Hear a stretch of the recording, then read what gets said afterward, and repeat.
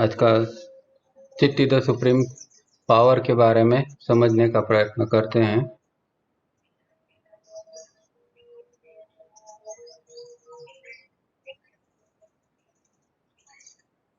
तो हम ने पहले से 3 चीज़ें देखते आए हैं ब्रेन और चिट के बारे में।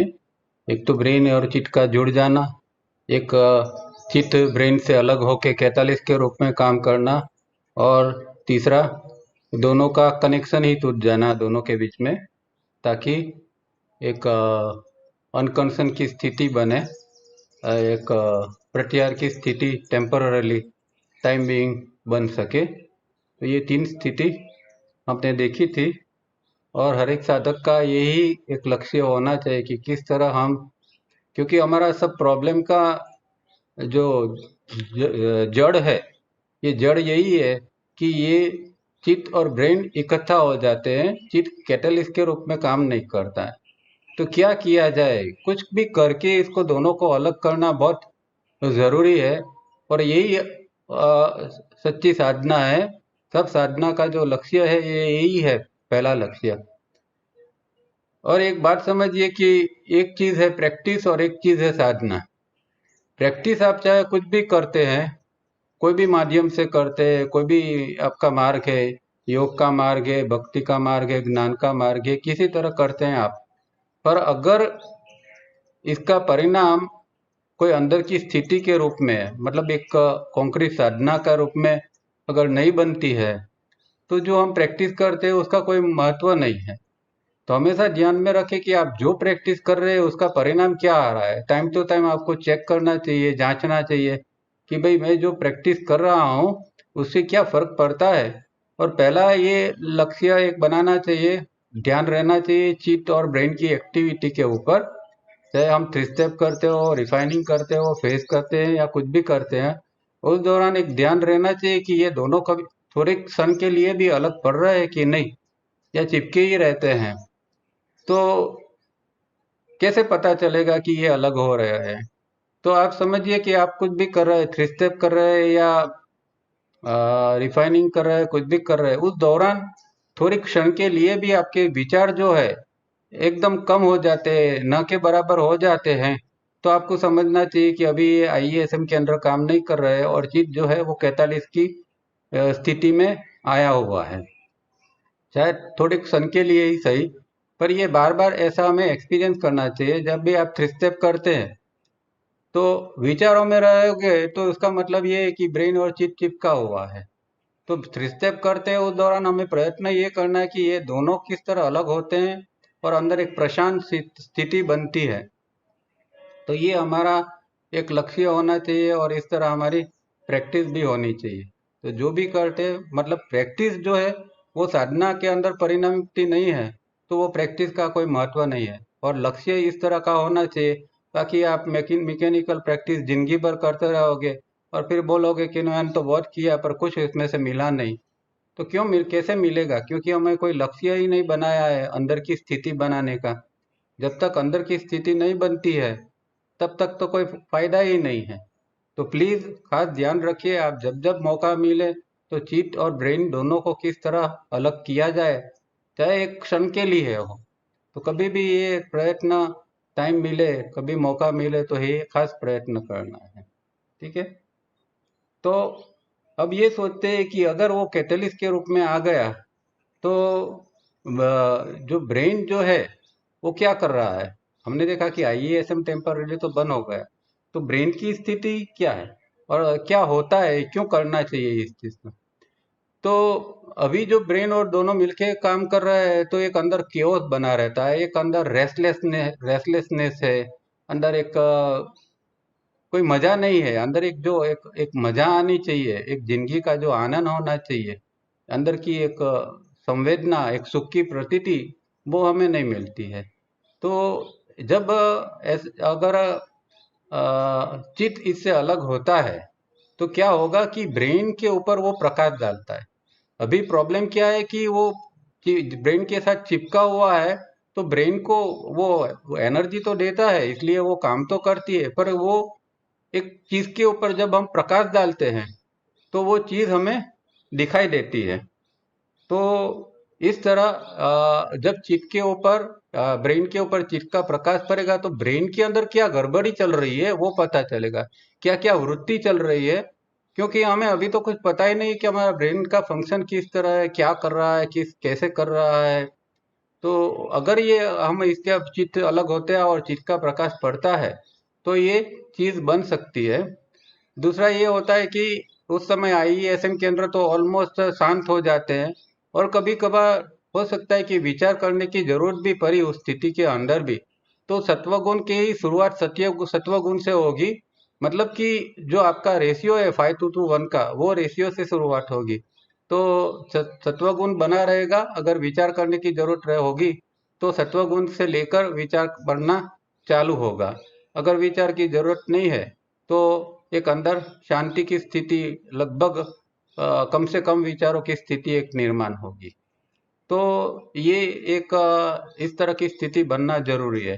तो जब तक इसके ऊपर प्रकाश नहीं पड़ता है, अभी फॉर एग्जांपल मैं बताता हूँ आपको। देखो ये है बैटरी, ठीक है। ये बैटरी है, ये मानो कि चित्त है, और ये जो मेरा हाथ है वो ब्रेन है। अब एक्चुअली अगर मुझे मेरे हाथ को देखना है तो बैटरी एक निश्चित डिस्टेंस के ऊपर मैं रखूंगा तो ही मैं मेरे हाथ को अच्छी तरह देख पाऊंगा। अब बैटरी और हाथ दोनों चिपक गए हैं, मतलब ब्रेन और जो चिट है चिपक गए, तो हाथ को मैं क्या देख पाऊंगा? कुछ नहीं देख पाऊंगा। तो एक चौक्कस डिस्टेंस के ऊपर होना जरूरी है ताकि ब्रेन की एक्टिविटी जो वृत्ति बन रही है उसको हम समझ सके कि क्या हो रहा है अंदर, क्यों हो रहा है। तो एक निश्चित डिस्टेंस रखना जरूरी है। तो जब हम चित्त और ब्रेन को अलग करते हैं तो चित्त द्वारा हम ब्रेन की प्रवृत्ति को जान सकते हैं, उसके अंदर जो करेक्शन लाना है वो कर सकते हैं। और तावरिया जी तो यहाँ तक कहते हैं कि हम ये ब्रेन कंप्यूटर को फ्री भी कर सकते हैं, लिबरेट भी कर सकते हैं। ये भी इन्होंने इसी पेपर के अंदर लिखा हुआ है। तो ये बहुत इंपॉर्टेंट चीज है कि हम हमारा ब्रेन की एक्टिविटी और चित्त का प्रकाश, ये दोनों के अंदर एक डिस्टेंस हमेशा बना रहना चाहिए, और यही साधक का प्रयत्न होना चाहिए। आप 3 स्टेप करते समय भी ऐसा कर सकते हैं और समय में भी ऐसा कर सकते हैं, पर ये जरूर प्रयत्न करना। तो धीरे धीरे करके ब्रेन की प्रवृत्ति का ख्याल आएगा। और जिसे हम बार बार सेल्फ ऑब्जर्वेशन शब्द का यूज होता है हर जगह पर। तो एक्चुअली जो सेल्फ ऑब्जर्वेशन होता है यहाँ इस तरह, जब तक ये चिपका होता है तो आप क्या देखोगे उसके अंदर? कुछ देख नहीं सकते। इसको ब्रेन के अंदर ऑब्जर्व करना है आपको, तो आपको कोई लाइट चाहिए ना। तो लाइट तो चिट की लाइट ही है। अटेंशन चिट का जब ब्रेन के ऊपर पड़ता है तो आप ब्रेन के अंदर, ये अटेंशन वही लाइट है, तो वो तब ब्रेन के अंदर आप देख पाओगे ना। तो सेल्फ ऑब्जर्वेशन इस स्थिति के अंदर ही बनता है। लोग कहते हैं मुझे सेल्फ ऑब्जर्वेशन हो रहा है और मैं जानता हूँ अंदर क्या चल रहा है। ये तो एक सेल्फ एनालिसिस है। चीज बनने के बाद हम कुछ याद करके कहते हैं कि हाँ मुझे गुस्सा आया था, मुझे ये हुआ था, मैंने बात करते समय ऐसा गलत शब्द यूज किया था। तो आपको कभी कभी अचानक ऐसा याद आ जाता है कि हाँ उस समय मैंने ऐसा गलत बोल दिया था। तो वो हाँ वो अच्छी बात है, वो ध्यान में आता है, वो अच्छी बात है। पर वो कोई सेल्फ ऑब्जर्वेशन नहीं है। ये तो एक भूतकाल हो गया और आप उसका सेल्फ एनालिसिस कर रहे हैं कि उस समय मेरा ये आय आ गया था, और ये आय कौन से केंद्र से आया था, तो फलाना फलाना केंद्र से ये मेरा आय आ गया था। इसको सेल्फ ऑब्जर्वेशन कहना कोई सही थी ये नहीं है। ये सेल्फ एनालिसिस है। हम बाद में एनालिसिस करते हैं और वो भी थोड़ा बहुत फायदा करता है। पर सेल्फ ऑब्जर्वेशन हमेशा वर्तमान में होता है और वर्तमान की चीज के ऊपर होता है। मैं बोल रहा हूँ अभी, और अभी सही बोल रहा हूँ गलत बोल रहा हूँ, अभी इसी क्षण इसका निर्णय हो जाना चाहिए, उसी क्षण अंदर समझ में आ जाना चाहिए। जिस जिस समय जो हो रहा है उसी समय उसकी प्रतीति हो जानी चाहिए, वो सेल्फ ऑब्जर्वेशन में आता है। वर्तमान के अंदर ही आना वो जरूरी है। तो वर्तमान की घटना के ऊपर जब चित्त का प्रकाश पड़ता है तब सेल्फ ऑब्जर्वेशन हमें होता है। ये बात भी आपको ध्यान में रखना, क्योंकि सेल्फ ऑब्जर्वेशन के नाम पर भी बहुत सारी बातें चलती रहती है। तो सेल्फ ऑब्जर्वेशन क्या है, सेल्फ एनालिसिस क्या है, और बहुत सारी ऐसी चीज है, इंट्रोस्पेक्शन है वगैरह वगैरह, सब कुछ साइकोलॉजी में भी बताया गया है। पर ऑब्जर्वेशन एक अलग बात है।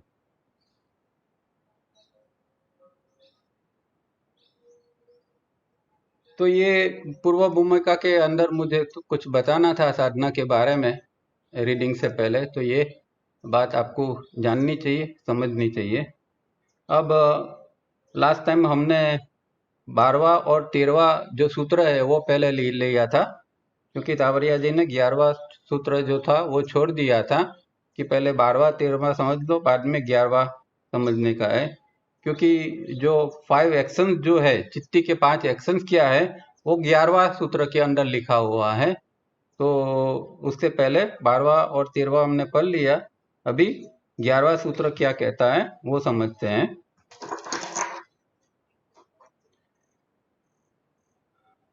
It discourses 4, पेज नंबर 15,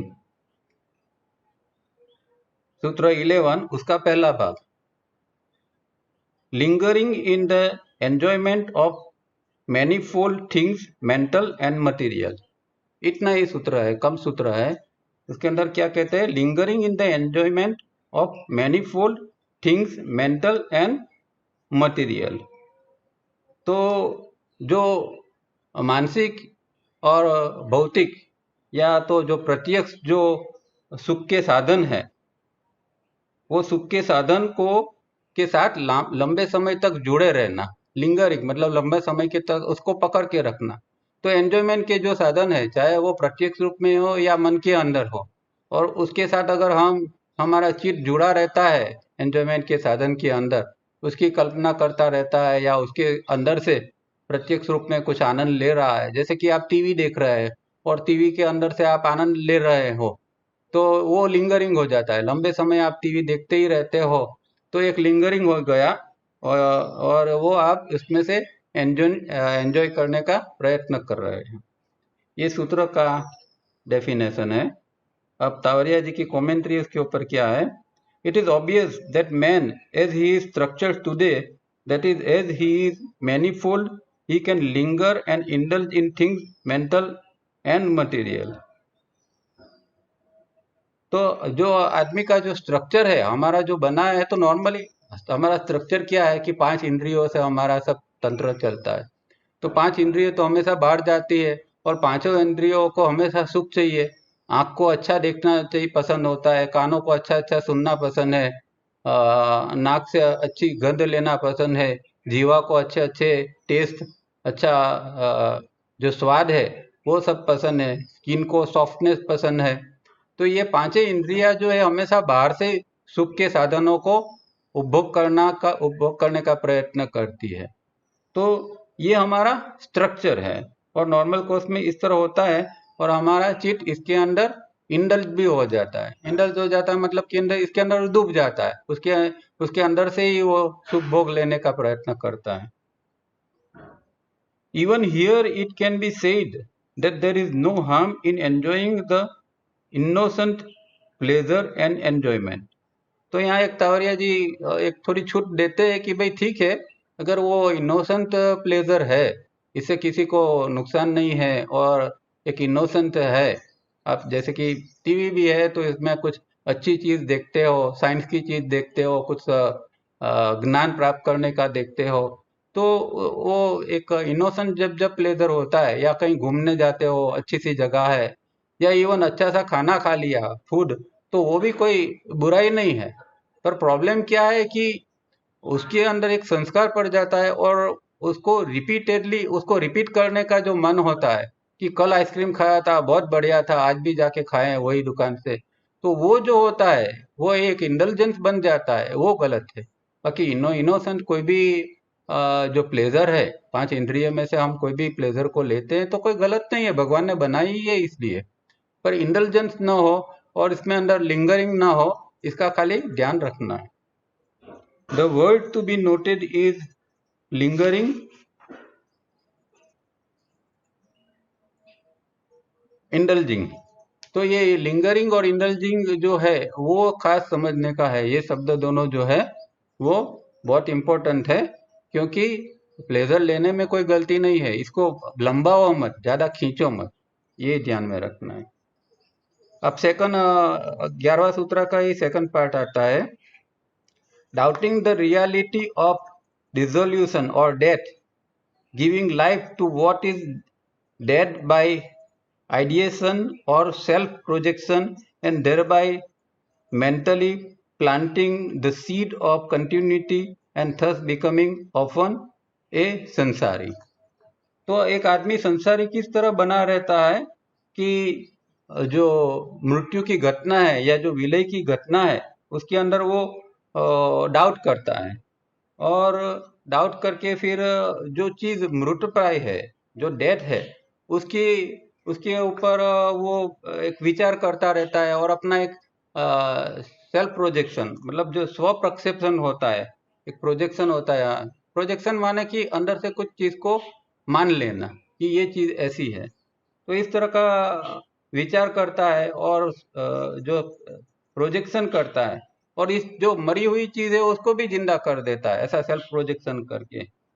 और इस तरह मानसिक रूप से ये जो सीड है हमारे, इसकी वो बार बार प्लांटेशन करता रहता है, उसको रोकता रहता है, और इस तरह हम संसारी के रूप में जीवन जीते। तो एक संसारी का लक्षण यहाँ बताया कि संसारी है वो क्या करता है कि इस तरह एक शंका करता है, एक डाउट करता है, ये जो डिसोल्यूशन की प्रोसेस है उसके ऊपर, फिर सजीव कर देता है वो चीज को, और इस तरह मानसिक रूप से उसी चीज को वो दोहराता रहता है।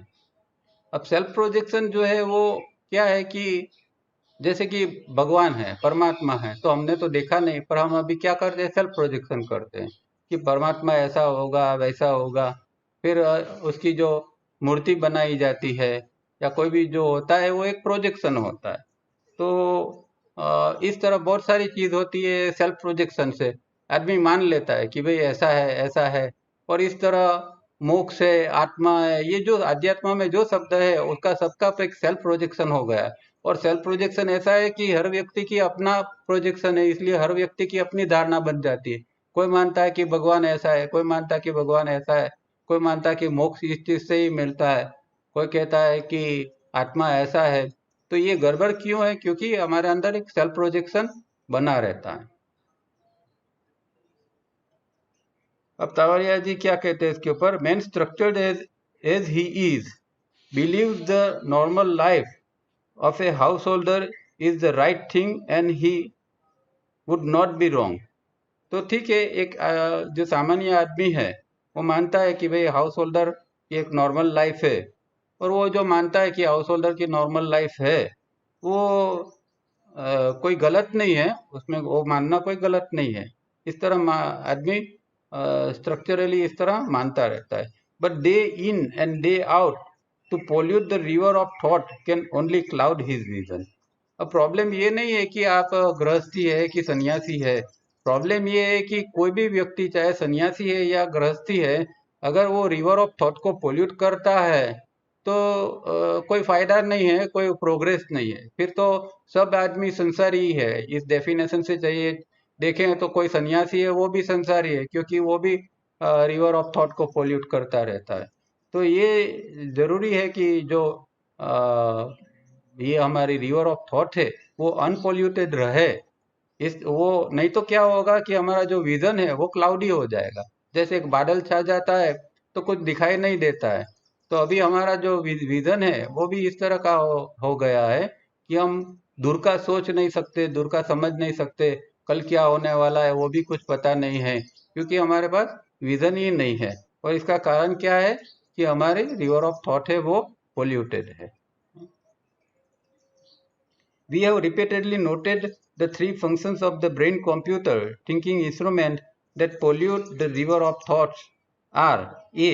Brooding, B. Impulse response in color, C. daydreaming। तो ये बार बार उन्होंने बताया कि भाई रिवर ऑफ थॉट जो है किस तरह पोल्यूट होती है, किस तरह गंदी होती है। ये विचारों की नदी जो है जिसको हमें शुद्ध ही रखना है, वो क्यों गंदी होती है? क्योंकि एक तो ब्रूडिंग चलता रहता है, कभी कभार अंदर ब्रूडिंग चलता है तो एक ही टाइप के विचार हम बार बार करते रहते हैं। या फिर इम्पल्स रिस्पॉन्स जो कलर का रहता है, मतलब ISM के अंदर इतनी जोर से चलते हैं और ज्यादा कर तो ई और एस, इमोशन और सेक्स, माने रजोगुण या तमोगुण ही ज़्यादातर समय के अंदर चलता है। इसका रेशियो भी हमने देखा है ई और एस का 4 और 8। तो इस तरह का जो वो चलता रहता है तो वो भी रिवर ऑफ थॉट को गंदी बना देता है। और तीसरा डे ड्रीमिंग, और डे ड्रीमिंग तो मानस का एक जैसे स्ट्रक्चर का ही एक भाग हो गया है। डे ड्रीमिंग के बिना तो जैसे कोई जी ही नहीं सकता। हर समय हम कुछ भी करते रहते हैं पर विचार साइड बाय साइड चालू ही रहते हैं, और हम अनजान होते हैं कि ये विचार चल रहा है, इसमें ऐसा चल रहा है।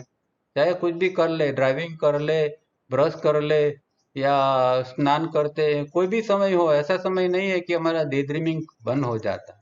क्योंकि अगर डे ड्रीमिंग को आपको बंद करना है तो एक ही चीज करना पड़ेगा, आपको संवेदना के साथ रहना पड़ेगा।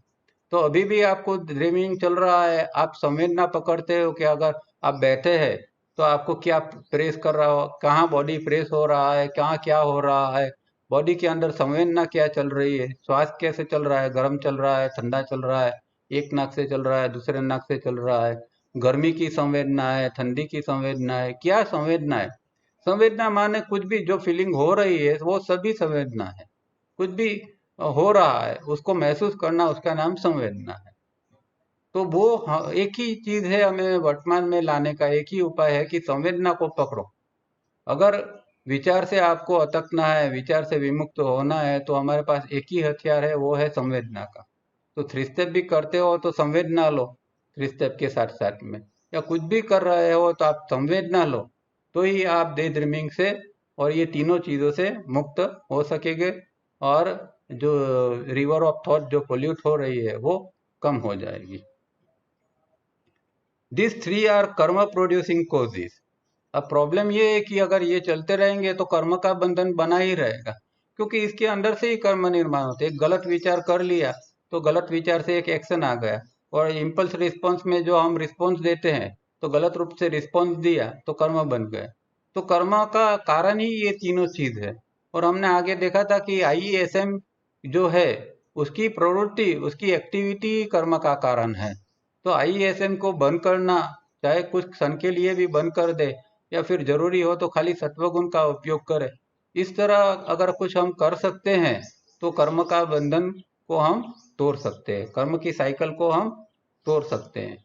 जो भगवान बुद्ध कहते हैं ना, व्हील्स अंडर व्हील्स, जो एक एक चक्कर के अंदर दूसरा चक्र, दूसरा के अंदर तीसरा चक्र, ये संसार चक्र है, और कर्म का चक्कर चालू ही रहता है हमेशा। The great river of thoughts, if clear and clean and unpolluted, is never the cause of karma. अगर ये रिवर ऑफ थॉट क्लीन और क्लियर रहती है तो कभी भी वो कर्म का कारण नहीं बनेगी। तो ऐसा नहीं है कि कोई विचार इसमें दुश्मन है, विचार हो गया तो कर्म बन ही गया, ऐसा नहीं है। विचार भी अगर ठीक रूप से बनते हैं अगर, तो वो भी इससे कर्म नहीं बनता है, क्योंकि राइट एक्शन के लिए राइट थॉट चाहिए। तो अगर राइट थॉट्स आते हैं तो राइट एक्शन बनता है, तो वहाँ कोई कर्म का बंधन नहीं बनता है। For it is a laid down method and law of existing in a physical world that even a god will not be free if he were to take a physical birth. तो ये एक ये नियम ही है कि अगर ये river of thought चल रही है और पोल्यूटेड है, तो चाहे भगवान भी अगर ऊपर से आके यहाँ मनुष्य जन्म ले ले तो इनको भी ये नियम तो लागू पड़ जाएगा। अगर भगवान ने भी रिवर ऑफ थॉट को पोल्यूट कर दिया तो उनको भी कर्म का बंधन लगे।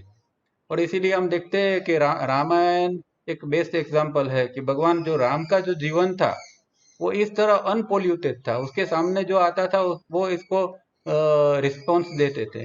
और ऐसा नहीं कि भगवान का वो रूप था तो मतलब भगवान का रूप था फिर भी वो मनुष्य की तरह ही जिए।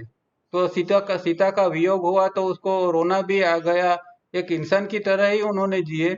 और कोई उसको रिवर ऑफ थॉट को कोई पोल्यूट होने नहीं दिया। तो एक बेस्ट एग्जाम्पल भगवान राम का है कि जिन्होंने कर्म के अधीन रह के, मतलब जो सामने आया उसको सही न्याय दिया और उसकी साइकिल आगे नहीं चलाई। When a man so functioning through his self-mind is not a fragment of Chitti itself, he lives with the idea of possessions. तो जो व्यक्ति जो है वो सेल्फ माइंड से जीता है, मतलब कि वो चिट्ठी का एक फ्रेगमेंट, एक अंश बन के नहीं जीता है। वो हमेशा उसके अंदर एक पोजेशंस का आइडिया रहता ही है, मैं और मेरा, और ये सब मेरा, ये सब मेरा ही है, एक पोजेशंस। हर चीज के ऊपर इसका पोजेशंस वो बनाने का प्रयत्न करता है। और वो मटेरियल हो या फिर ये शरीर के ऊपर भी, ये शरीर मेरा है और ये शरीर मरना नहीं चाहिए, ये शरीर टिके रहना चाहिए, इस शरीर को कुछ नहीं होना चाहिए। तो पोजेशंस यहाँ तक आता है, हर चीज के अंदर एक पोजेशंस आता है, क्योंकि वो सेल्फ माइंड से जी रहा है। तो चीज जो है वो तो मेरा मेरा ही करेगा। तो इस तरह अगर वो इससे अलग होता है तो वो फ्रेगमेंट ऑफ चिट्टी, मतलब चिट्टी के अंश के रूप में जी सकता है। His आईनेस is very obvious. तो उसकी जो आईनेस है, उसकी इसके अंदर जो अहम है या मैंपना है, वो स्वाभाविक है। His world is small and in pious hopes he lives and dies. तो जो आदमी है उसका जो जो जगत है, एकदम सिकुड़ा हुआ जगत है, सामान्य जगत है, एक छोटा सा जगत में आदमी जी रहा है, जो आईने से के साथ जी रहा है, उसका जगत देखो। मतलब कि हम हर व्यक्ति आईने से ही जीते हैं, तो हमारा जगत क्या है, जगत का व्याप क्या है? मैं और मेरा, मुझे 50-100 आदमी जानते हैं, मेरा 50-100 आदमी के साथ व्यवहार होता है, मैं ये करता हूँ, वो करता हूँ, मैं ये बिजनेस करता हूँ, ये मेरी नौकरी है, बस खत्म। मेरा संसार, मेरा जो जगत है, बस इतना ही है। और हम एक फिर एक पायस होप, हमारे अंदर एक पवित्र, ऐसा एक मान्यता, एक पवित्र भाव की, और वो ऐसे पवित्र भाव लेकर जीते हैं और उस भाव लेकर ही मर जाते हैं। और खास करके जो धार्मिक लोग होते हैं, सोकॉल धार्मिक लोग, उसके अंदर तो ये पायस आइडिया और पायस होप बहुत होती है कि मैंने धर्म का इतना किया है तो मैं मर जाऊंगा तो मुझे तो स्वर्ग मिलना ही चाहिए, और जिन लोगों ने ये धर्म का पालन नहीं किया है वो सब तो नरक में जाएंगे। इस तरह का ये पायस होप होती है आज आदमी के अंदर कि मरने के बाद भी मुझे ऐसा सुख मिलेगा, मरने के बाद भी मुझे ऐसी खुशी मिलेगी। और इसी तरह वो मरता है और दूसरा जन्म लेता है, बार बार बार बार, क्योंकि सब गलत, एक ओरिजिनल गलत चीज ही बन जाती है, और वो पोल्यूटेड रिवर ऑफ थॉट है। तो उसके बाद में जो भी कुछ बनेगा वो सब गलत ही बनता रहेगा। His acts are for reward after death. मरने के बाद मुझे ऐसा मिलना चाहिए, तो जो हम क्रियाकांड करते हैं, लोग, कई लोग तो मरने के बाद भी मतलब कह के ही जाते हैं कि भाई मेरे पीछे इतना इतना करवा लेना मेरा आत्मा की मुक्ति के लिए। तो जैसे कि कोई पीछे करने के बाद ही उसकी आत्मा की मुक्ति बनने वाली है, और उसने जो कर्म कुछ गलत किए उसका तो कोई हिसाब ही नहीं लेने वाला है। ऐसे ही हम सब एक बचकानी सब मान्यताओं के अंदर जीते हैं, और वहाँ एक रिवॉर्ड का ये रखते हैं कि भाई मरने के बाद भी मुझे तो ऐसा मिलना चाहिए और ऐसा मिलेगा। In all that he does and thinks, there is a continuity of the same type of life and sowing the seeds for repeated birth and death. तो जिस तरह वो विचार कर रहा है और जी रहा है, वो और कुछ नहीं है कि बस वो एक जन्म और मृत्यु का जो एक साइकिल है, उसके उसका ही वो बो रहा है, उसकी जैसे प्लांटिंग करते हैं इस तरह इसका ही एक बीज जो है उसको बो रहा है। और जन्म और मृत्यु, क्योंकि इस तरह जो विचार करता है, वो जन्म और मृत्यु की सीड की वो प्लांटिंग हो जाती है। तो ये ऊपर दो हमने देखे, अभी तीसरा आता है, the three other actions that he can not perform और is unaware of which could make him one with चिट्टी आर। अब मैंने पहले बताया इस तरह, ये जो सूत्र है उसमें 5 फंक्शंस है 11वां सूत्र के अंदर, और उसमें से 2 फंक्शंस है, उसमें तो कुछ उसका है, पर नीचे बाकी के जो अभी 3 नीचे बता रहा है उसके तो ना वो जानता है और उसके बारे में ना कुछ कर सकता है। उसमें से चौथा क्या है? सेल्फ इल्यूमिनेशन और मैनिफेस्टेशन। बस इतना ही है, इतना छोटा सूत्र है, सेल्फ इल्यूमिनेशन और मैनिफेस्टेशन। मतलब सेल्फ इल्यूमिनेशन मतलब स्वबोध, तो जो चिट्ठी अगर वो सही ढंग से अंदर आती है और काम करती है, सेल्फ माइंड के बदले में चिट्ठी ने अभी काम करना चालू किया, तो क्या होगा? स्वबोध हो जाएगा, सेल्फ इल्यूमिनेशन हो जाएगा। और मैनिफेस्टेशन मतलब कि वो चिट्ठी का आविर्भाव हो जाएगा, वो प्रत्यक्षीकरण हो जाएगा, वो प्रत्यक्ष हो जाएगी चिट्ठी। तो इतना ही सूत्र है। और उसके ऊपर कमेंट्री तावरिया जी ने खाली 2 लाइन की है। We have explain enough to bring about such moments of temporarily merging with चिट्ठी and being one with चिट्ठी time and again। तो ये जो स्वबोध कब होता है उसके बारे में उन्होंने आगे हमें बहुत बार बताया है कि जब चिट्ठी और जो चिट है वो चिट्ठी के साथ मर्ज हो जाता है और टेम्पररली, और जो स्थिति बनती है ऐक्य, जिसको कहते हैं चित और चिट्ठी का मिलन ऐक्य हो गया, जो वो स्थिति बनी है, उससे ये सेल्फ इल्यूमिनेशन और मैनिफेस्टेशन होता है। तो ये आगे उन्होंने बताया, तो यहाँ ज्यादा डिस्क्राइब नहीं कर रहा है। अब चौथा, dissolution as a result of deliberating upon a sudden counter blow of enjoyment.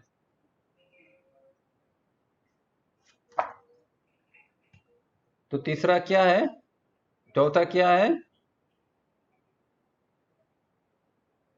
कि डिसोल्यूशन मतलब कि विलय, जो हमारा मृत्यु आ रहा है, जो हो रहा है, वो क्या किसका रिजल्ट है? Deliberating upon a sudden counter blow of enjoyment. तो एक चिंतन है, किसके ऊपर का चिंतन है? वो काउंटर ब्लो ऑफ जो एंजॉयमेंट, जो सुख की जो हमारी एक सुख की कामना रहती है, या वो सुख में अंदर हम जो डूबे रहते हैं, उसके ऊपर एक सडनली एक ब्लो आ जाता है, एक घात हो जाती है अचानक। और जो है उसका चिंतन करना, उसको वो जो डिसोल्यूशन मतलब मृत्यु का चिंतन करना, वो एक जरूरी है। क्योंकि कहने का मतलब क्या है कि जो आदमी मृत्यु के बारे में चिंतन नहीं करता है, तो सडनली एक ब्लो आ जाता है मृत्यु का, मतलब मृत्यु एक ही थप्पड़ में आदमी को मार डालता है। तो ऐसी स्थिति न बने, इसके लिए एक कंटिन्यूटी, एक चिंतन की कंटिन्यूटी बननी चाहिए मृत्यु के बारे में। तो मृत्यु के बारे में एक हमेशा उसके अंदर चिंतन रहना चाहिए कि मृत्यु कभी भी आ सकती है, उसके लिए तैयार होना जरूरी है, ये सूत्र में कहते हैं। और मैंने आगे भी एक बार बताया था कि जैसे कृष्णमूर्ति कहते थे कि भाई मान लो कि आपका जीवन के अंदर एक ही घंटा बाकी है, आपको पता चल गया कि भाई 1 घंटे के बाद आपका मृत्यु होने वाला है, तो आप किस तरह जियोगे? इसी तरह सारी जिंदगी जीना चाहिए। तो इसको एक चिंतन या इसको एक तैयारी कहते हैं कि भाई एक तैयार हो गया आदमी कि कभी भी मृत्यु आ सकती है, शरीर का तो कोई भरोसा नहीं है। और ऐसा नहीं है कि बूढ़े होंगे तभी मरेंगे। हम देखते हैं कि हमारे आसपास में जवान लोग भी मर जाते हैं, कई लोगों का अचानक डेथ हो जाता है। तो कभी भी कुछ भी हो सकता है, तो एक अंदर से तैयार हो रहना जरूरी है। और जब हमारे आसपास से जब कोई संत महात्मा चले जाते हैं, तो खास एक अंदर एक धक्का लगता है कि देखो मृत्यु कितना इनएविटेबल है, कितना अनिवार्य है, मृत्यु किसी को छोड़ता नहीं है। तो हमें मृत्यु के लिए तो तैयार होना ही पड़ेगा, रहना ही पड़ेगा। तो अंदर से एक ये सूत्र ये बता रहा है इसके बारे में। अब इसके ऊपर तवरिया जी ने कमेंट्री की है। When dissolution or death arrives, a normal man is ill prepared। तो मृत्यु आती है तो उसके लिए उसने कोई तैयारी ही नहीं की है। हम जानते हैं कि 99% लोग जो है वो ऐसे ही सडनली मर जाते हैं, और उसको लगता है अब बुढ़ापा आ गया तो मृत्यु आने वाली, पर उसका कोई प्रिपरेशन उसके पास नहीं है, एकदम अचानक मृत्यु। क्योंकि हर आदमी के अंदर एक जीने की ख्वाहिश होती है, चाहे वो कितना भी बूढ़ा हो, चाहे कितना भी बीमार हो, उसको ऐसा नहीं लगेगा कि मैं बस इतनी जल्दी मर जाऊंगा। हर एक व्यक्ति के अंदर एक, इसको तो पतंजलि ने जो कहा है अभिनिवेश, क्लिंगिंग टू लाइफ, तो अभिनिवेश हर एक व्यक्ति के अंदर रहता है कि भाई नहीं मृत्यु तो मुझे भी आएगी पर अभी देर है।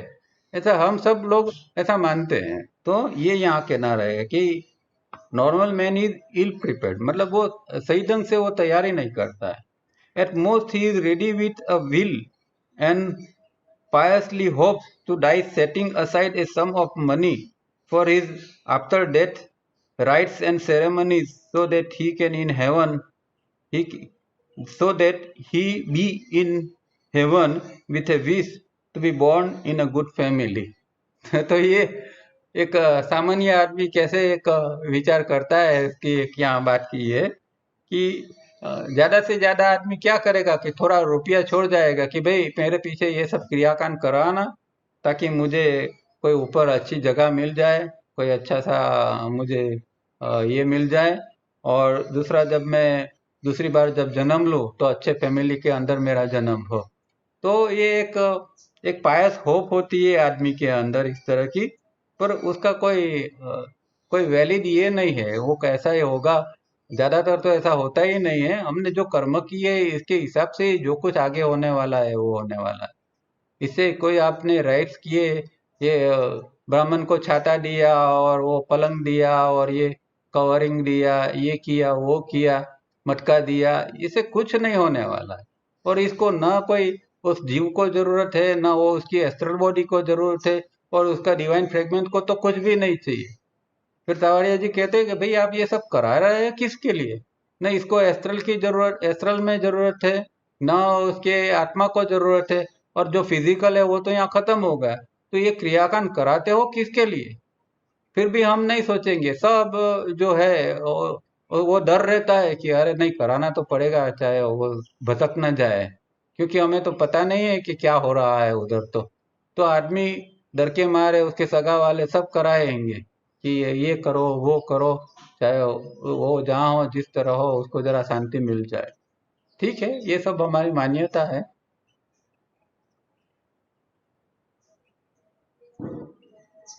But after that he is unaware and in a dream state till his next birth.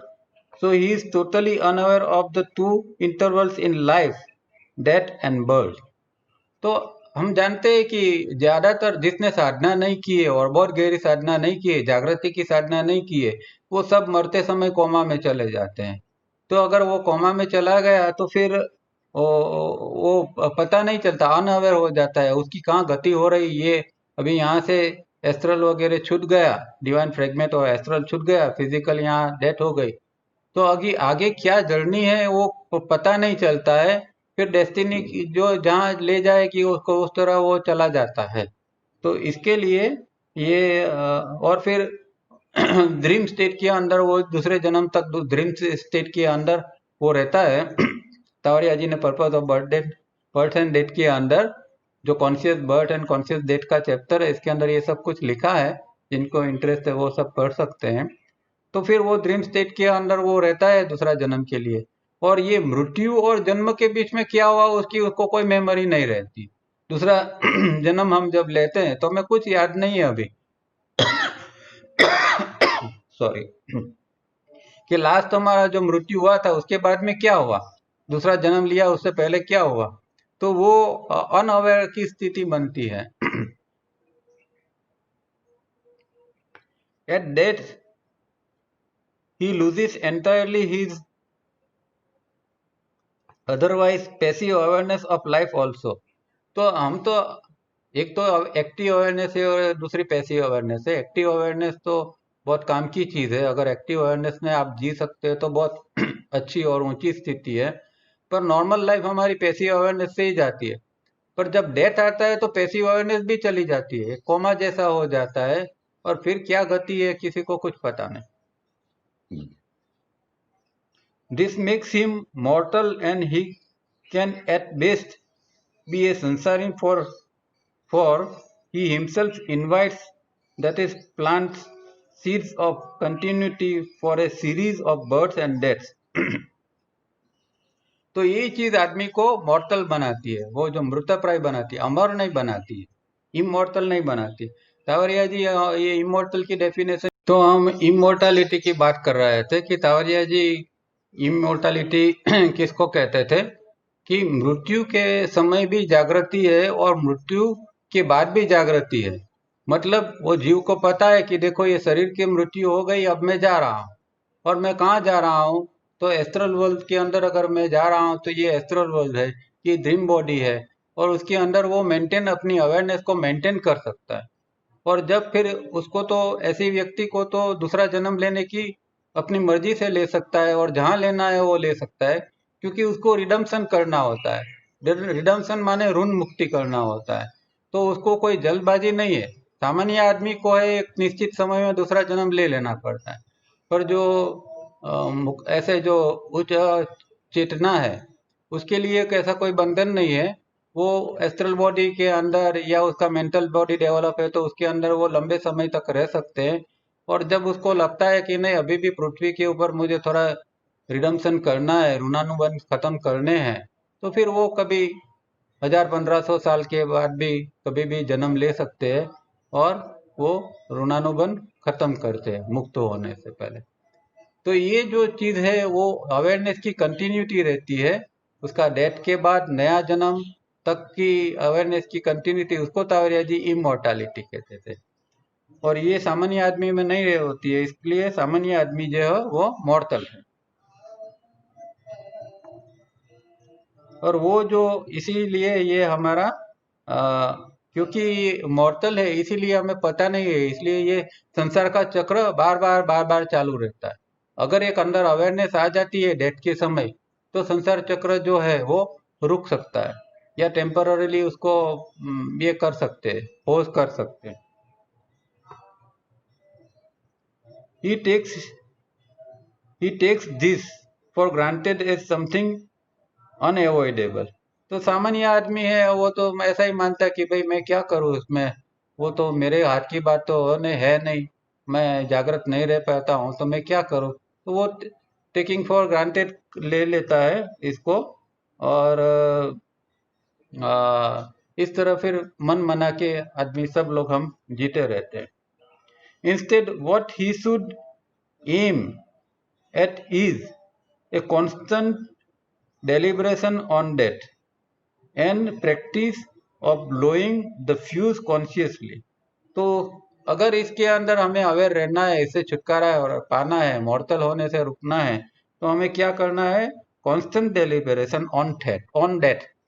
तो मृत्यु का हमेशा हमें चिंतन करना चाहिए। मृत्यु क्या चीज है और कब आ सकती है, कभी भी आ सकती है। उसके बारे में एक जब सुबह उठते हैं और रात को सोते हैं उस समय, दोनों समय तो खास एक चिंतन क्षण भर के लिए, कुछ समय के लिए भी होना चाहिए कि देखो भगवान ने एक दिन नया जन्म दिया, एक दिन के लिए। एक दिन मैं अभी जिंदा हूँ, आज मेरी आंख खुली है तो मैं फिर एक दिन मेरे सामने है। और रात सोते तब भी चिंतन करना पड़ता है, क्योंकि कल आंख खुलेगी कि नहीं वो भी पता नहीं है। तो इस तरह डेथ का चिंतन रात को और दिन में सुबह में करना बहुत जरूरी है।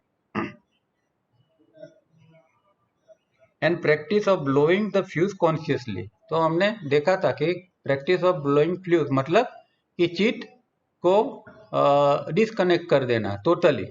वो ब्रेन से एकदम डिस्कनेक्ट हो जाएगा और नॉन एग्जिस्टेंस हो जाएगा। मतलब ये संसार जो है वहाँ ये खत्म हो जाएगा टाइम बीइंग के लिए, और वो फिर से चिट्टी के साथ थोड़े समय के लिए जुड़ जाएगा। तो वो इसको वो फ्यूज कहते थे, फ्यूज उड़ा दे देना। Death is a function and a process. तो डेथ जो है वो एक मृत्यु का कार्य, मृत्यु एक कार्य है और एक प्रोसेस भी है, मृत्यु की प्रक्रिया होती है। और डेथ की एक एनर्जी है, और कहते हैं कि सबसे फास्ट एनर्जी है वो डेथ की है। दूसरी सब जो एनर्जी है, इवन इमोशंस है, नेगेटिव इमोशंस की भी बहुत फास्ट स्पीड है उसकी। गुस्सा आता है तो एक क्षण के कुछ हिस्सों के अंदर एकदम फैल जाता है। पर डेथ है जो है उसकी तो हाई स्पीड है। और फिर शरीर से जो छूटता है, एस्ट्रल बॉडी, जीव, आत्मा वगैरह, और वो एकदम स्पीड से चले जाते हैं।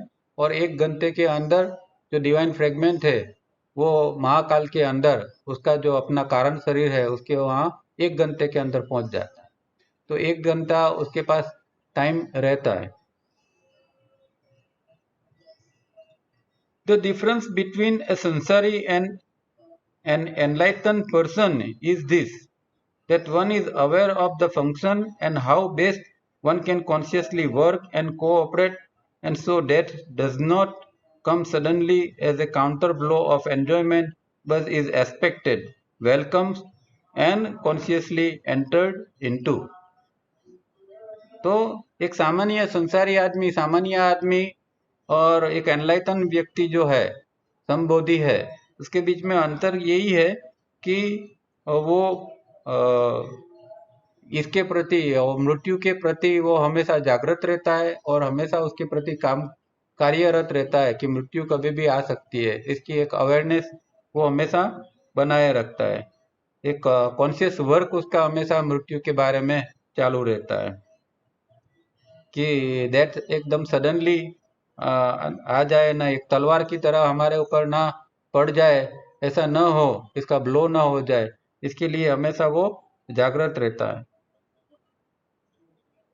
तो यहाँ चौथा भी ये खत्म हुआ। पांचवा लास्ट जो है 11वां सूत्र का, again facing the fact of dissolution और डेथ एंड abandoning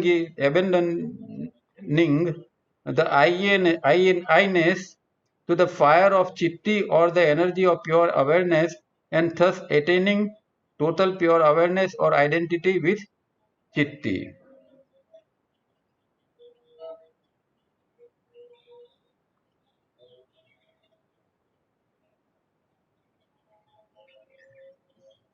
तो अगर मृत्यु की घड़ी में हम जागृत रहते हैं तो क्या रहता है कि हमारा जो आईनेस है, जो हमारा जो अहम जो है या जो मैंपना है, वो उसको हम वो चिट्टी का जो अग्नि है उसके अंदर, फायर के अंदर हम उसको होम देते हैं, उसको हम अर्पण कर देते हैं। मृत्यु की घड़ी में अगर हम जागृत रहते हैं तो वो हमारा जो अहम है, अहम मतलब मृत्यु के समय हमें ये कर सकते हैं कि मृत्यु जैसे आता है उस समय पहले अगर वो जागृत है तो पहले अपना अहम का अर्पण कर देगा मृत्यु की अग्नि के अंदर। मतलब शरीर मरने से पहले वो अपने अहम को छोड़ देगा, अहम को मार देगा। और इस तरह वो चिट्टी के साथ, अगर अहम नहीं रहा तो फिर क्या रहा, तो चिट्टी रहो, चिट्टी फिर चित्त और चिट्टी का एक ही हो जाता है, मिलन हो जाता है। तो ये जो स्थिति बनती है कि हमारे अहम को हमें इस तरह निष्कासित करना पड़ता है, अग्नि को उसको दे देना पड़ता है। इसके ऊपर टावरिया जी क्या कहते हैं, as long as man lives blissfully unaware, as long as the river of thought possesses with pollution continue, and so long all the time I-ness continue, I did this is mine, etc. तो जब तक आदमी का के अंदर वो एक unawareness रहती है उसके अंदर, और ब्लिसफुल अनअवेयरनेस मतलब कि वो आनंद में रहता है, अपनी दुनिया में ही मस्त रहता है, उसको कुछ मृत्यु की पड़ी नहीं है, उसको कुछ पता भी नहीं है, और ये जो थॉट प्रोसेस है वो भी पोल्यूट होती है, और वो आईनेस के साथ जीते रहता रहे, मैं हूँ, ये मेरा है, ये मेरा मेरा मेरा मेरा करके वो सारी जिंदगी खत्म कर देता है। When he forms the conscious habit of disconnecting time and again his chitta from the brain-computer process, for he has formed the habit of remaining unconcerned for prolonged period, the first thing to die is his I-ness, and his total identification with chitti will be the result. बहुत अच्छी बात यहाँ उन्होंने बताई है, एक साधना की बहुत गहरी बात और गहरी स्थिति यहाँ बताई है उन्होंने कि एक चित्त को डिस्कनेक्ट करने की, बार बार डिस्कनेक्ट करने की एक हैबिट फॉर्म करनी चाहिए कि चित्त जो है वो ब्रेन से डिस्कनेक्ट हो जाता है, अनकंसर्न हो जाता है, वो कुछ नहीं है, उसके साथ उसका कोई कनेक्शन ही नहीं, डिसजॉइन हो जाता है। तो इसकी बार बार हम इसका ये करते हैं, ब्रेन कंप्यूटर से उसका अलग करने का बार बार अभ्यास करते हैं, तब जाके एक अनकंसर्न की स्थिति बनती है, और वो स्थिति जब प्रोलोंग होती है तब जो है हमारा आईनेस जो है, मतलब मृत्यु जो है, हमारा जो अहम है उसकी मृत्यु होती है, और फिर चित्ती के साथ टोटल आइडेंटिफिकेशन होता है, मतलब एक ही हो जाता है, हम चित्ती ही बन जाते हैं, फिर सेल्फ माइंड नहीं रहता है। तो ये अंदर की एक गहरी स्थिति की बात बनाई। अब ये जो अहम की मृत्यु है, यही एक मतलब कि जो बंधन का कारण है वो कोई और कुछ नहीं है, एक अहम ही है। हमें बार बार जन्म लेना पड़ता है क्योंकि अहम है, मैं हूँ। और जब तक मैं हूँ तब तक तो अ, अंदर की जो जो जो अपना डिवाइन फ्रेगमेंट है, आत्म तत्व है, वो प्रकाशित नहीं होता है। जो आदमी जितना ज्यादा मैं करूंगा, इतना उसका जो आत्म तत्व है वो ज्यादा से ज्यादा दबता जाएगा, वो खुल ही नहीं सकता। क्योंकि कहते हैं जैसे कि भाई एक मयान में दो तलवार नहीं रह सकती, इस तरह आत्मा और अहम दोनों साथ में नहीं रह सकते। अगर आत्मा है तो अहम नहीं है, और अगर अहम है तो आत्मा नहीं है। तो हमें पसंद करना पड़ेगा कि भाई हमें आत्मा से जीना है या हमें अहम से जीना है। पर क्योंकि हमें आत्मा का अनुभव नहीं है और अहम का ही अनुभव है, और अहम को मेंटेन करने में एक मजा आती है। अहम को अहम अहम से ही हमारी एक आइडेंटिटी, हमें लगता है कि मैं हूँ, मैं कुछ हूँ क्योंकि मेरा अहम है। बिना अहम का तो हम अपना अस्तित्व ही सोच नहीं सकते। और अहम कभी भी मरना नहीं चाहता, क्योंकि उसको लगता है कि अहम मर गया मतलब मैं मर गया, फिर बचेगा क्या? क्योंकि आत्म तत्व की तो अभी इसका कोई बोध है नहीं। इसलिए आदमी जो है जानबूझकर ये अहम को पकड़ के रखता है और अहम के साथ ही जीता रहता है। पर इसमें एक प्रॉब्लम ये है कि अहम के साथ जीने के कारण वो आध्यात्म प्रगति नहीं कर सकता है, या फिर आत्म तत्व की उपलब्धि उसको नहीं हो सकती है। तो उसको अहम को मारना पड़ता है। इसलिए संत लोग कहते हैं कि भाई जीवन में कभी कभी जब अहम की मृत्यु का समय आता है, मतलब ऐसी कुछ घटना घटती है कि अहम को चोट लगती है, तो लगने दो। मुश्किल है, फिर भी ये एक साधना की एक दूसरी एक पद्धति है कि जिसमें संसार के अंदर चोट लगती है हमको, तो थोड़ा सहन कर लो। क्योंकि वो धीरे धीरे करके किसी भी हालत में वो मरना तो चाहिए, तो उसको सहन करते करते अगर वो मर जाता है इस तरह तो अच्छा है। पर यहाँ एक दूसरी पद्धति बताइए, ये योग की पद्धति है कि मान लो आप इस तरह हमको मार नहीं सकते संसार में रहकर, तो पर अगर साधना के अंदर अगर ये एक आप स्थिति बना लेते हैं, चित्त को आप डिस्कनेक्ट कर सकते हैं ब्रेन कंप्यूटर से और चित्ती के साथ जोड़ देते हैं, तो बार बार इस तरह करने पर भी अहम की मृत्यु हो सकती है। और अल्टीमेट चीज यही करनी है कि अहम की मृत्यु, क्योंकि अगर अहम है तो जैसे हमने कहा इस तरह आत्मा नहीं है, आत्मा है तो अहम नहीं है। This conscious habit stands by him at the hour of death. तो ये अगर कॉन्शियस हैबिट वो करता है इस तरह की चित्त को अलग करने की, तो जब डेथ होता है उस समय वो हैबिट बहुत काम लगती है। उस समय वो हैबिट जो है वो हमें कॉन्शियस रहने का रहने में मदद बनती है। For he has consciously experienced death repeatedly and so does not lose his awareness, but on the contrary, his awareness at the interval of death and pure awareness, and so after death, he is not in dream state as an ordinary person is, but consciously developed for his next birth, body and brain, so that when he is born again, if he has to, immediately his awareness starts continuing, that is, his is a conscious death and a conscious birth। यहाँ एक ही paragraph में बहुत सारी बात उन्होंने कह दी है। तो पहले कहते हैं कि ये कॉन्शियसली ये हैबिट इसको बनाना चाहिए, और ये हैबिट बार बार ये हैबिट अगर हम बना लेते हैं, बार बार होती है, तो हमारे अंदर एक मृत्यु के समय ये हैबिट हमें काम लगती है। और उसका एक्सपीरियंस जो होता है, क्योंकि देखो डेथ में दो तरह के डेथ यहाँ बताए कि एक तो डेथ तो ये फिजिकल डेथ है, मतलब खत्म हो गया।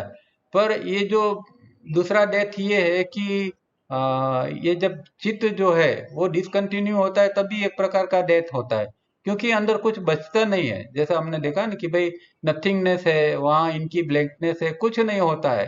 तो एक प्रकार का मृत्यु ही होता है, वहाँ खाली अवेयरनेस होती है। और वो अवेयरनेस उसको, जब ये फिजिकल मृत्यु होता है तब वो अवेयरनेस उसको काम लगती है।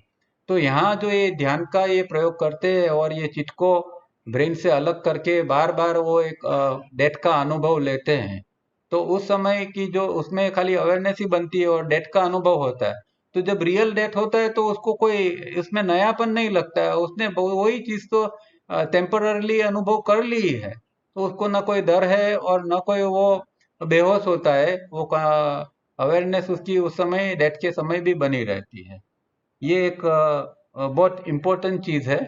तभी जाके फिर मृत्यु के बाद क्या हो रहा है उसकी उसको जानकारी रहेगी, और फिर जब उसको नया जन्म लेना चाहे तो वो अपना नया जन्म उसी हिसाब से वो अवेयरनेस के साथ ले पाएगा।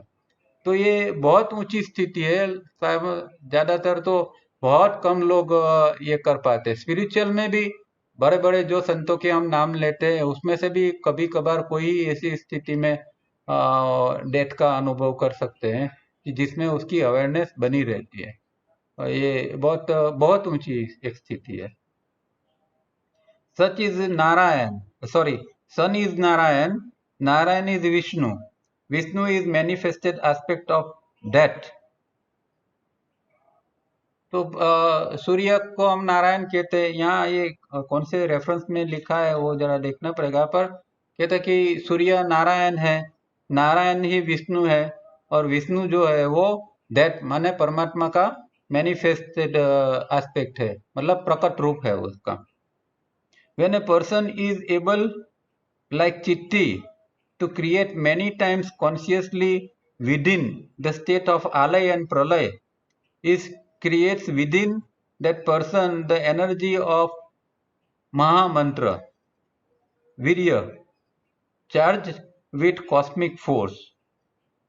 तो यहाँ कोई एक स्थिति अंदर की बताते हैं कि अगर व्यक्ति चित्ती बन जाता है, तो जिस तरह चित्ती के अंदर भी बाहर के चित्ती का बाहर जो काम है उसमें भी आलय और प्रलय होता ही रहता है। चित्ती का काम ही ये है, सर्जन और विसर्जन का। तो ये आलय प्रलय जो बाहर होता है, इसी तरह जब हम चित्ती बन जाते हैं तो हमारे अंदर भी, वो व्यक्ति के अंदर भी आलय प्रलय का अनुभव होता रहता है। आलय प्रलय मतलब ये डेथ जो हमने बात की ना आगे, कि भाई एक टेम्पररी डेथ उसका अनुभव होता है जब ब्रेन से चित्त अलग हो जाता है। तो एक प्रकार का अंदर प्रलय हो जाता है, और खाली चित्ती का ही एक चित्ती की अवेयरनेस, प्योर अवेयरनेस है, उसका ही एक अनुभव होता है। और जो एक एनर्जी बनती है, एनर्जी ऑफ महामंत्र, charge with cosmic force, cosmic force से वो उसके अंदर एक महामंत्र की ऊर्जा चार्ज हो जाती है। The cosmic force entering one's being fills one's empty. तो अंदर का जो खालीपन है उसको वो जो कॉस्मिक फोर्स है जब वो एंटर होता है तो अंदर का खालीपन को भर देता है वो। I-ness with the cosmic energy of mahamantra which is not repeat which is not repeated by mouth or mind। यहाँ आईनेस का मतलब क्या है कि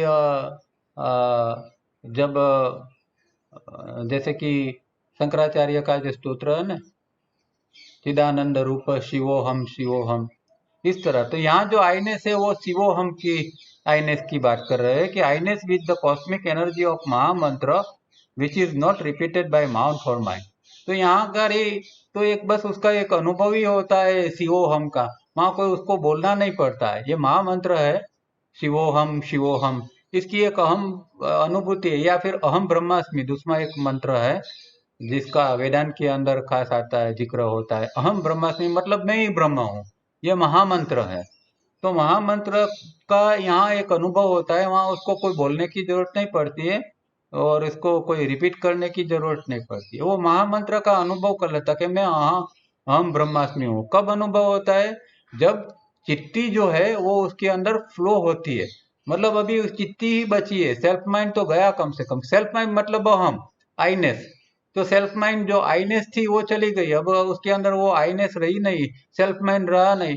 क्या रहा? चित्ती रही। तो चित्ती रही मतलब वो जो है वो अहम ब्रह्मास्मि की अनुभूति यहाँ फिर होती है। ये अंतिम स्थिति की बात है। One then is established more and more in that stateless state of samadhi and soon become one with चित्ती for all time। तो फिर ये इस तरह की जो एक समाधि की स्थिति है, निर्भीक समाधि की स्थिति है, इसकी स्थिति के अंदर वो एक एस्टेब्लिश हो जाता है, जिसको पतंजलि कहते हैं ना, प्रयत्न तदाद वस्तु स्वरूपे प्रतिष्ठानम, अंतिम स्थिति।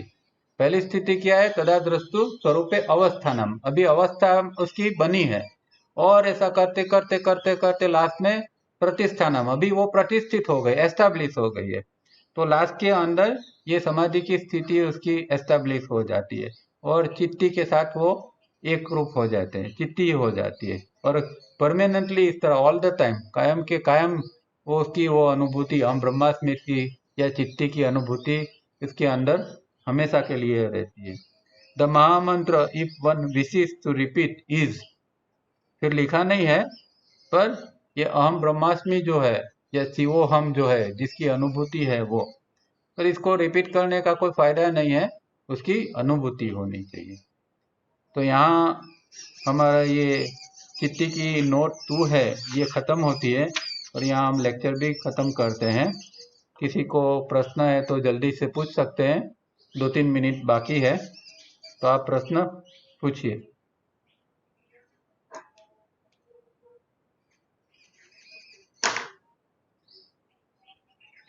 है किसी को कोई प्रश्न? દારાભાઈ બોલો।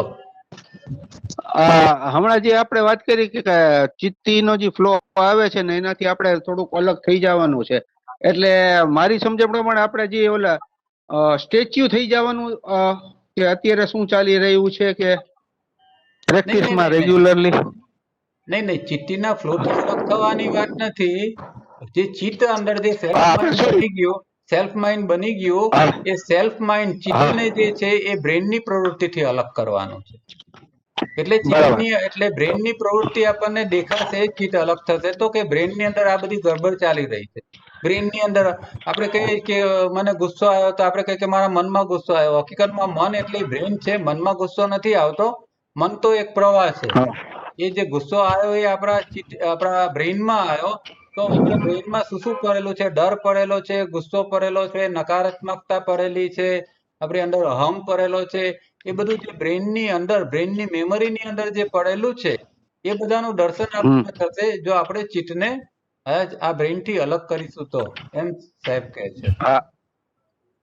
એટલે આ ચિત્તને બ્રેઇન થી અલગ કરવા માટેની ટેકનિક માની લો કે દિવસમાં હજી આપણે થોડો ટાઈમ કરી તો એના માટે આ સ્ટેચ્યુ કે એના સિવાય કોઈ બીજી કોઈ એવી ટેકનિક છે કે? આપણે આગળ વાત કરી કે કોઈ બી રીતના તમે આ ચિત્તને એને અલગ કરો, તમે 3 સ્ટેપ કરતા કરતા અંદર તમારે એટેન્શન પહેલા તો લઈ જવું પડે, અને જ્યાં સુધી વિચારો છે ત્યાં સુધી એ વસ્તુ નથી બનવાની। એટલે પહેલા તો તમારા વિચારો બનવા જોઈએ, જે પ્રક્રિયા કરો એની અંદર તમે ધ્યાનમાં હમણાં બેઠા છો, 3 સ્ટેપ ચાલુ છે, તો તમારે એ જોવું પડે કે હવે વિચારો બંધ થઈ રહ્યા છે, ઓછા થઈ રહ્યા છે, તમારી અંદર ખાલી સંવેદનાનો અનુભવ થઈ રહ્યો છે, ખાલી સંવેદનાની સાથે છો તમે, તો તમને ખબર પડે કે આ હવે ધીમે ધીમે ચિત્ત શાંત થઈ રહ્યું છે। એ જે શાંત થવાની અવસ્થા છે ત્યાં આગળ બેની વચ્ચે ગેપ ઉભો થાય, પછી તમે સ્ટેચ્યુ કરો કે ગમે તે કરો, તમને જે ઠીક લાગે તે પછી। બરાબર છે, ચાલો બરાબર, ધન્યવાદ। હા, ઓકે। બીજા કોઈને?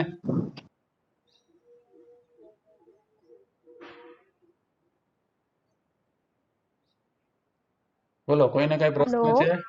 હા બોલો।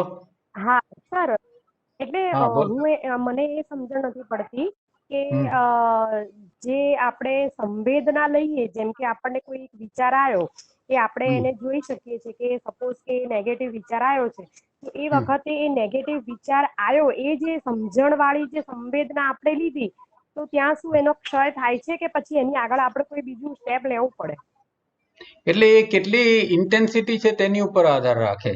જો એક નોર્મલ કોર્સની અંદર શું છે કે એ નથી કામ થતું, કારણ કે આપણે જેને કહીએ કે મને ખબર પડી, પણ એ બહુ જેને કહે ને અહીંયા સાહેબે કહ્યું ને એક પેસિવ અવેરનેસ કહ્યું ને શબ્દ વાપર, એક્ટિવ અવેરનેસ નથી હોતી ત્યાં।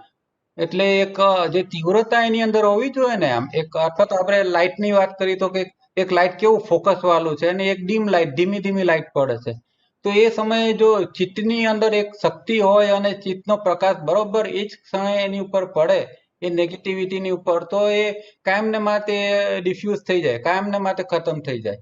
પણ આપણા કેસની અંદર એવું હોતું નથી, આપણને એમ ખબર પડે કે ભાઈ હમણાં ગુસ્સો આવ્યો અને પછી ગુસ્સો ચાલી ગયો, પણ 2 દિવસ પછી ફરીથી પાછો ગુસ્સો આવે છે, એનું કારણ એટલું છે કે આપણી અંદર એ ઇન્ટેન્સિટી નથી, એ જો ચિત્તની અંદર એટલો પાવર નથી, એટલે ચિત્તને હજી સેપરેશન કરતા આપણને સરખું આવડતું નથી.